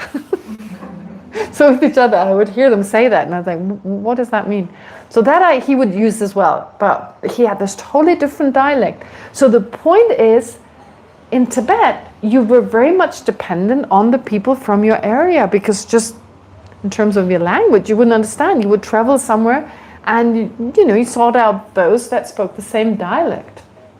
In the monasteries, they were divided into hostels, and it was always, the different areas of Tibet. Usually they're reflected in the names of the hostels. You came from Central Tibet, you came from Tehor or Tango, or I don't know, whatever area of Tibet you came from. And you spoke the same language, you hung out with the same people. So the point that I'm trying to make is, seeking something that we have in common with anyone is totally random. Whether it's you coming from tango or you liking punk music. So why not choose something that goes deeper than those differences? Everyone wants to be happy and no one wants to suffer. Something that we have in common with everyone, and that is much deeper. That influences, you can be a punk for a few weeks, and then you give up and you move on. Or, you're Tibetan for one lifetime, and then maybe, you move to the United States. And my classmate who spoke like Lokhe, he hadn't used this dialect for many years. He had to relearn it because he was in Drepung for many years and he lost it. So it's like, it became less important to him. And it becomes less important for the punk or the ex-former punk. But wanting to be happy and not wanting to suffer stays with us our entire life. It's something we carry with us forever. Therefore, why not connect to everyone on that level? We have something in common with everyone. That is so profound. I find it's such a human nature to do that. We do connect to people that we can identify, and we have to go a little deeper. Remember, I spoke about that, going a little deeper, like a mother and her child. Even if the child is a serial killer, they go deeper than that. It's my child. They go deeper on their level of where they connect to the child. So likewise here, when you see someone, oh, I know everything about them. They want to be happy and they don't want to suffer. Still working? Yeah. Okay. All right, so compassion is like that. Such compassion is impartial, unwavering between friend and enemy, and undiminished by closeness or distance. It is limitless. Limitless. What does limitless mean? What does limitless mean? Boundless, limitless. What does that even mean? Subject and object. Pardon? No subject and object. No. No, I mean no subject and object. Yeah, there's the subject, the compassion, and the object. So in that sense, why is compassion, what does it mean to be limitless? That is really important. In the Pramanavartika, it says it is limitless. Yes? It does not discriminate. It does not discriminate. Okay, but where does the word limit? What would the limit be if it wasn't limitless? Never ending. Pardon? No exclusion. No what? No exclusion. No exclusion. Venerable Yandru, what did you say? Never ending. Never. Otherwise, not ending. Oh, limitless in terms of time. It never ends. Okay. It never ends. Enough for everyone, so it's not. Yeah, this is basically what you said as well. Yes, it doesn't distinguish between this person or that person. That's also pretty similar. So basically, if they're limitless sentient beings, your compassion extends towards all of them. Again, an example I give many times, but I can't think of a new example. For instance, when you're angry, I believe you can only be angry with a limited amount of people. It's too exhausting otherwise. I mean, you can say, oh, I'm angry with everyone, but you're not literally, like, I'm angry with everyone, and someone comes in and gives you a piece of bread, and you're like, oh, thanks, hey, mate, thank you, or whatever, right? So it's not really you're angry with them, it's just this abstract, you're angry with everyone. And in particular, when you're angry with one person, you try to make up with the other one. It's too exhausting. And you cannot be angry with everyone, but you can have love for everyone. And the beauty of it is your love doesn't become weaker. Also something I keep saying, it's not like cookie dough. The more you expand it, the thinner it gets, right? Love is not like cookie dough. Yeah, when you take cookie dough and you want to get as many biscuits, it becomes pretty thin. Another example I usually give, if you're a mother and you have one child, you love that child 100%. If you have two, it's not like 50-50. 10 children, everyone gets 10%. It doesn't work like that. Love, because it's rooted in reality, a mother's love can multiply. A mother can equally love each of their children, whether they're 10 or 2 or, I don't know. Well, mothers having 50 children is difficult. It's more fathers having multiple wives. But maybe even these men in some countries where they actually have literally a lot of children, like 50 or whatever, they can possibly love each child equally based on the fact it's my child. Even if they don't spend that much time with them. I mean, time is limited in that case. But okay, so that shows love can grow exponentially, limitlessly. It includes every living being. There is no end to it, as Venerable Yangdun says, but also it doesn't exclude anyone. It's the equal amount of love, the equal amount of wishing for them to be happy, directed at everyone. This is what's possible. Isn't that beautiful? You can't do that for anger. Doesn't work. Doesn't work for the afflictions. So in that way, the afflictions are really limited in that they cannot grow endlessly in that way, limitlessly in that way. So it is limitless. In the Pramanavartika, it gives the example of jumping. There's a limit of how high you can jump. Physical. So in terms of physical limits, it talks more about physical limits, not about the limits of the afflictions. But I also like that example. I always have to think of like jumping high. Okay, they get a little better. Every year they find new techniques, like in the Olympics, and they get a little higher. But I'm pretty sure they'll reach their limit at some point. Okay, maybe get better shoes, and you've got like some device in there that allows you to be more bounce, whatever. But the point is, there's a limit. Not with great compassion. And so think of His Holiness the Dalai Lama. Especially nowadays His Holiness manifesting old age, but in the past, the schedule of His Holiness, seeing people all the time, all day long, traveling to the West, all day long, just being surrounded by new people, and everyone reports the same thing. You felt like when you were with His Holiness, you were the most important person in the world, right? You had that moment. A friend of mine, we just talked about this moment she had during a public audience, walking up to His Holiness, and that moment when His Holiness looked at her, she said it was like time stood still, and there was just His Holiness looking deep into her mind, into her soul, whatever you want to call it, deep into her mind. She said it was such a significant moment. It almost felt it felt like longer than it was, and it almost felt as if time stood still.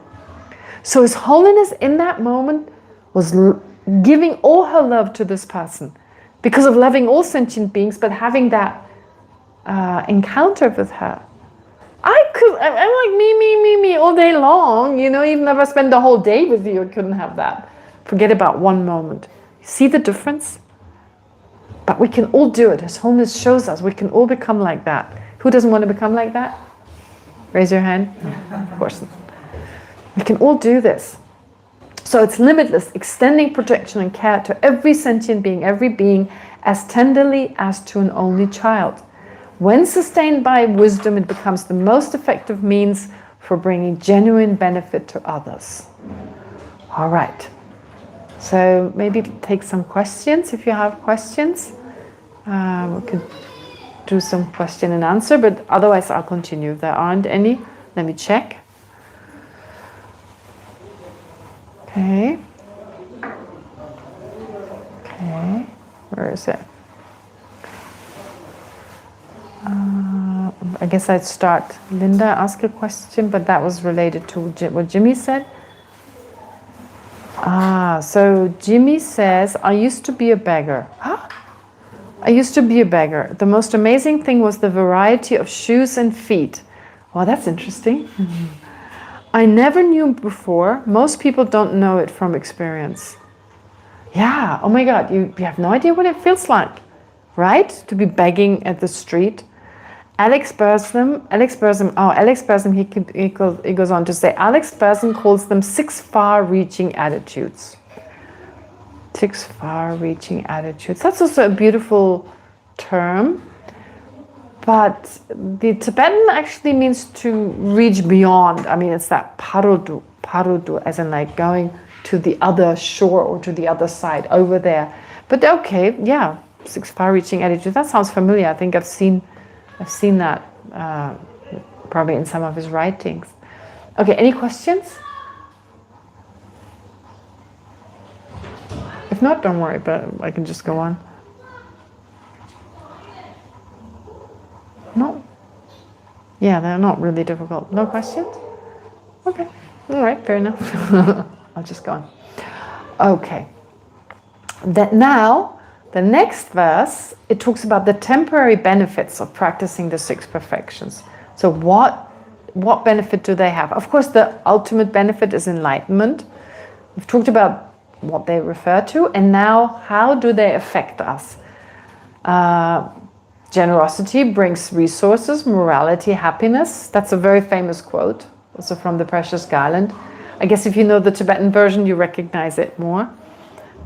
Forbearance, luster, diligence, majesty, meditative absorption brings tranquility, and wisdom, release. And all aims are realized with a compassionate heart. That is weird. Like, let's go through them and see whether it makes sense or not. So these are just the temporary benefits. Temporary doesn't mean right away. It could mean over a lifetime, for instance. So that's still considered to be temporary compared to leading to full enlightenment, for instance. Generosity brings resources. Practicing generosity creates the karmic causes for sufficient resources in the future. By giving freely now, and freely doesn't mean giving everything, but giving without stinginess, without self-interest, we set in motion the conditions for abundance later, whether in terms of wealth, possessions, or supportive circumstances, enabling us to proceed with our Dharma practice with fewer obstacles. Now, here, there's nothing wrong with wanting to have a certain wealth. I mean, wealth is maybe an exaggerated word. It's maybe a word that's too strong. You don't need to be wealthy, but have enough to survive, have enough to have some freedom. In other words, if you want to practice the Dharma, you want to do some retreat every now and then. If you can't take off from work, you have to work and you can't take time off. So therefore it becomes difficult. But just the fact you're all here, and I don't know whether you're still working, maybe online or something, but at least not right now. Yeah, maybe some of you are. That wasn't possible 20 years ago, you came to Dharamsala, you couldn't really work. But yeah, now with online possibilities, it's different. But the point is still, we have it gives us a certain leisure. So there's nothing wrong from having, it's important, in fact, to keep strong and healthy. If you can't buy food, healthy food and medicine when necessary, of course you have a problem. Therefore, generosity is important, not just for enlightenment, but also to prepare our practices, the future practices, to prepare for the future. Okay. And it's also not selfish. If you do it for the benefit of all sentient beings, you need to be able to continuously practice, and you create the causes and conditions for that. Therefore, it's important to pay attention to these temporary results for the benefit of all sentient beings. Morality brings happiness.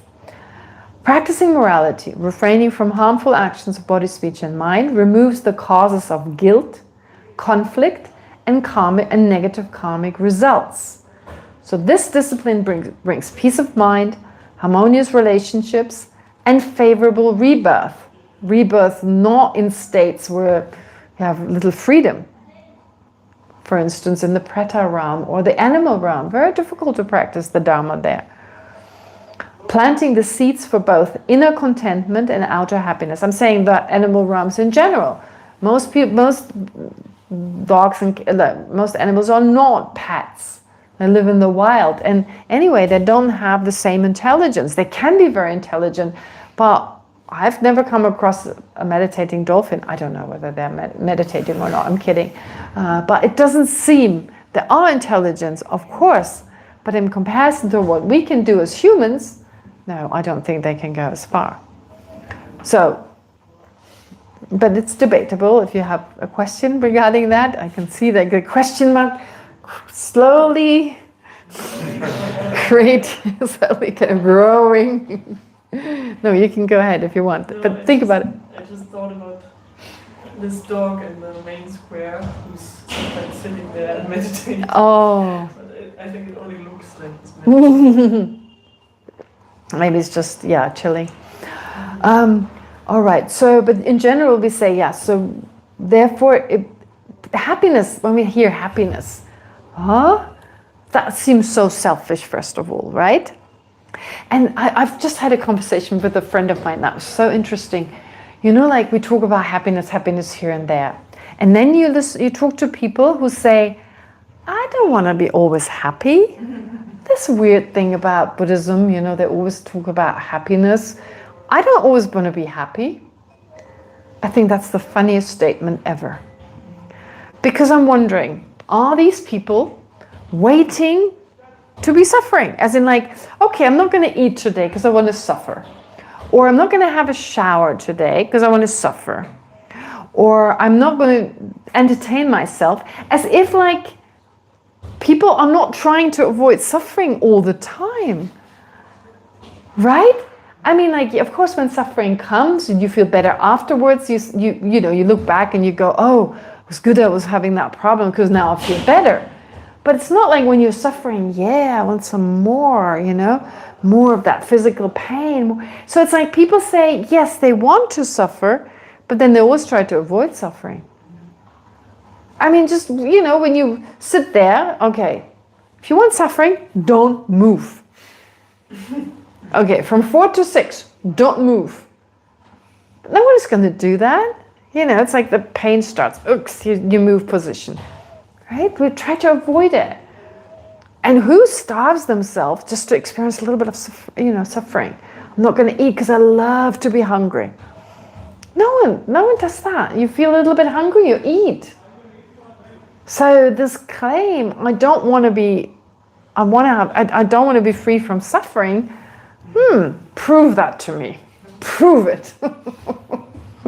I can create some suffering for you if you enjoy it, you know.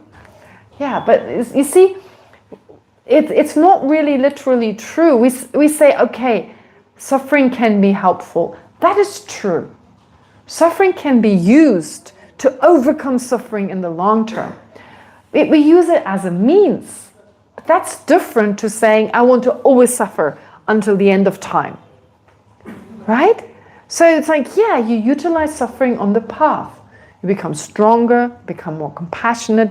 That's why it's good to be born in the human realm. So even Buddhists agree, the best rebirth is rebirth in the human realm, because until we reach our goal, suffering can be helpful. But that's not saying I don't want to end suffering altogether, when we're always trying to avoid it, right?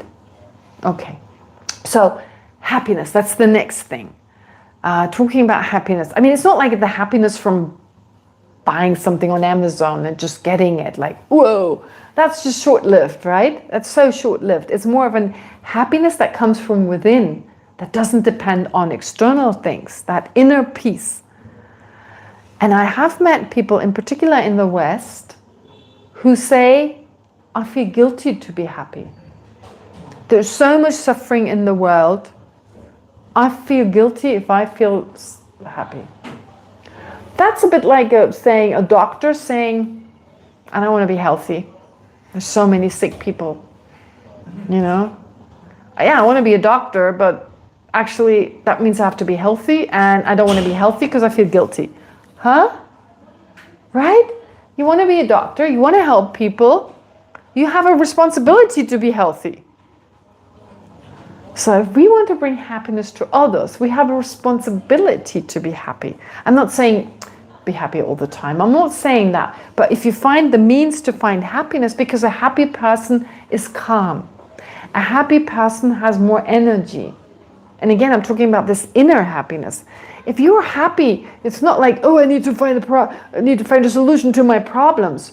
You're happy, you're well, and then you can focus on others with much more, can give them much more attention. So in a way, you see, look at the lamas. They're not depressed. They're not like, oh, someone else coming with a kata.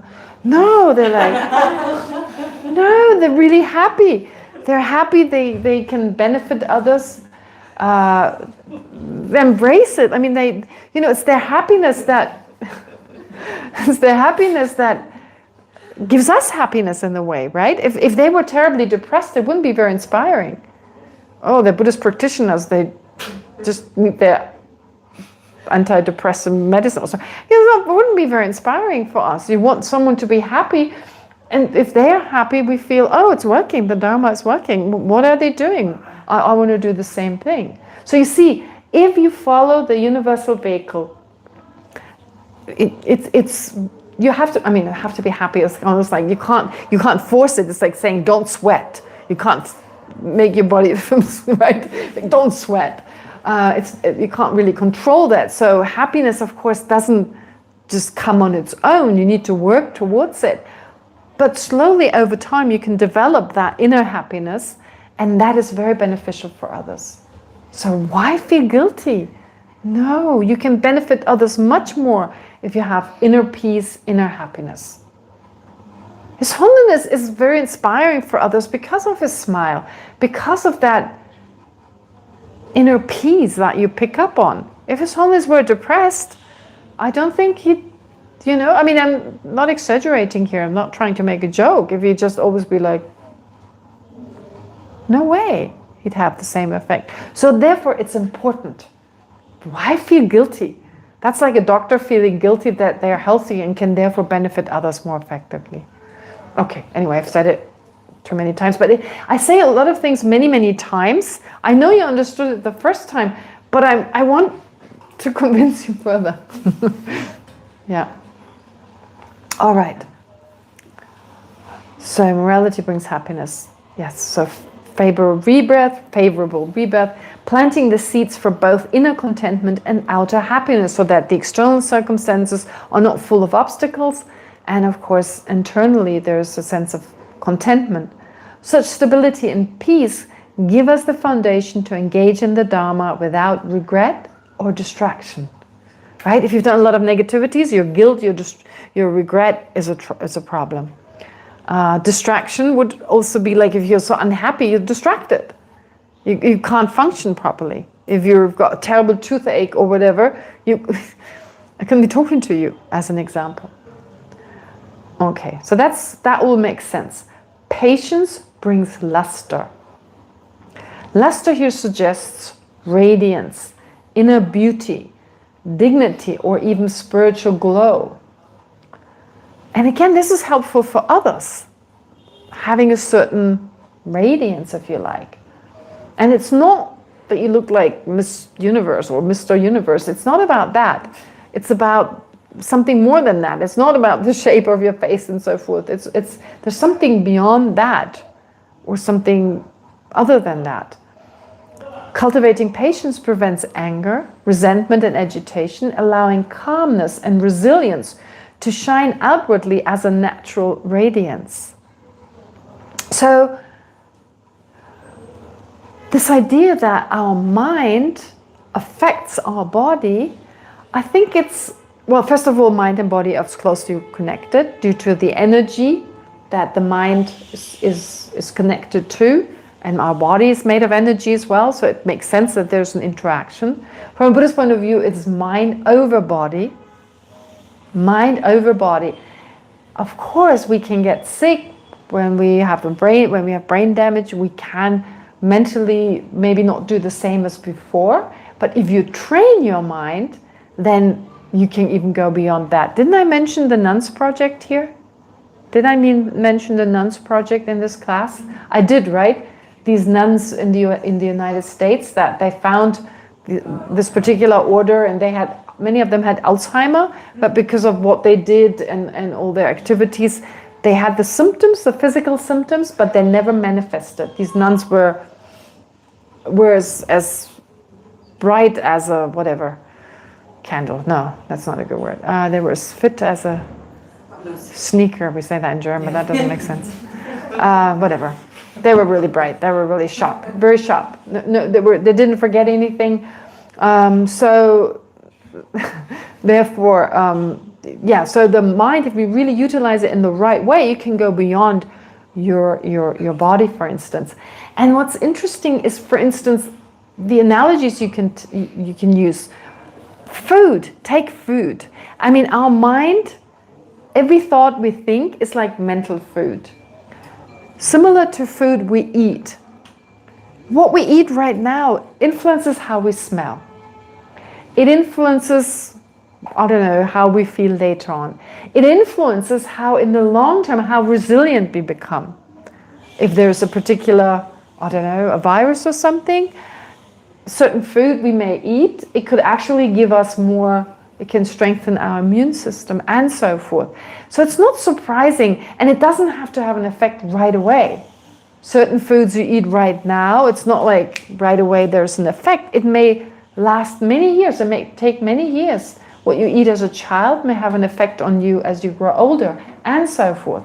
So no surprise that the mental food, which are our thoughts, which are our motivation, it also affects our body. It also affects our entire being, and it may take time.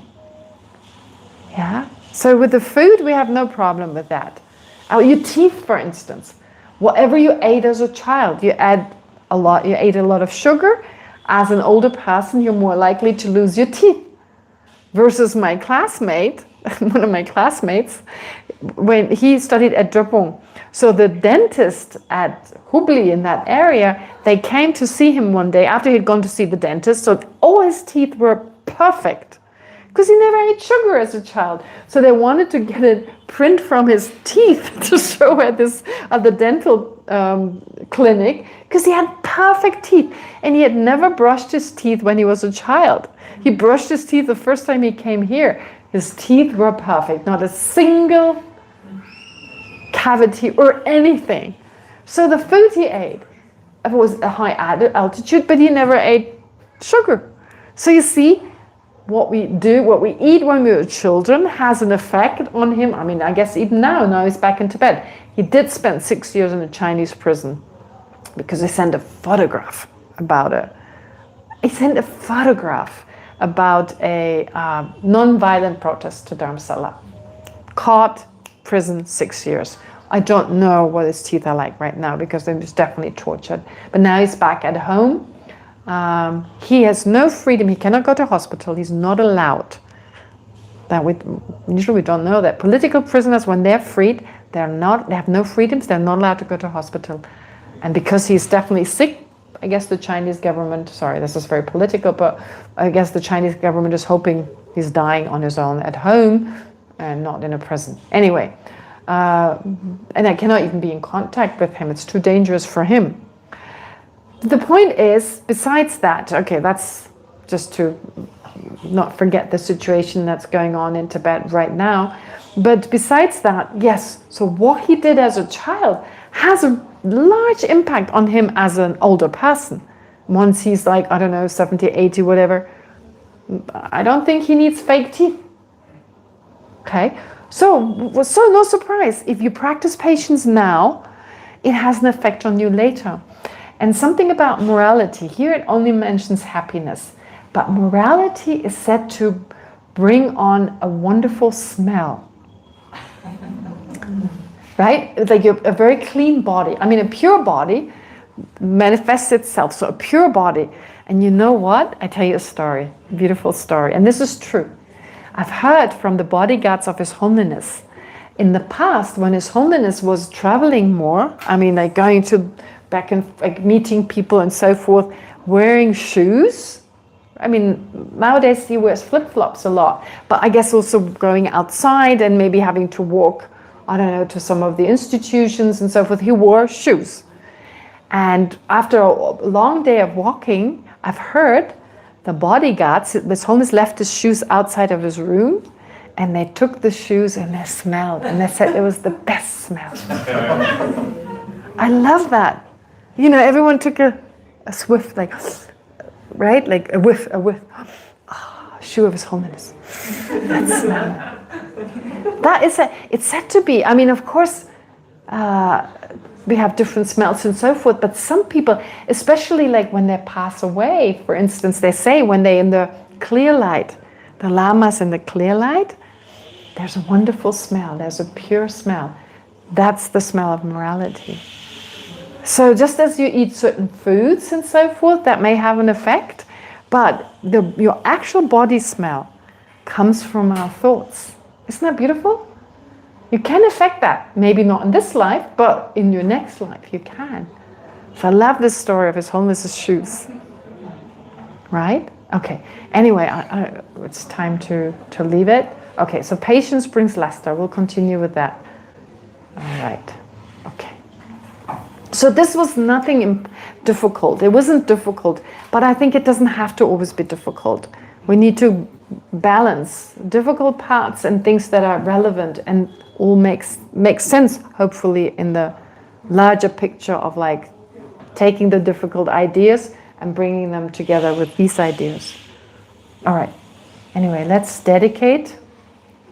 As always, we dedicate for the long life of His Holiness the Dalai Lama and of course of all the other great embodiments of the Dharma. And we dedicate towards our own enlightenment with the prayers that are to follow. Okay. So in the snow-encircled land, you are the source of benefit and bliss. Avalokiteshvara, Tenzin Gyatso, please remain in life until samsara ends. May the precious Bodhi mind, not yet born, arise and grow. May that born have no decline, but increase forevermore. May the precious view of emptiness, not yet born, arise and grow. May that born have no decline, but increase forevermore. Thank you. All right.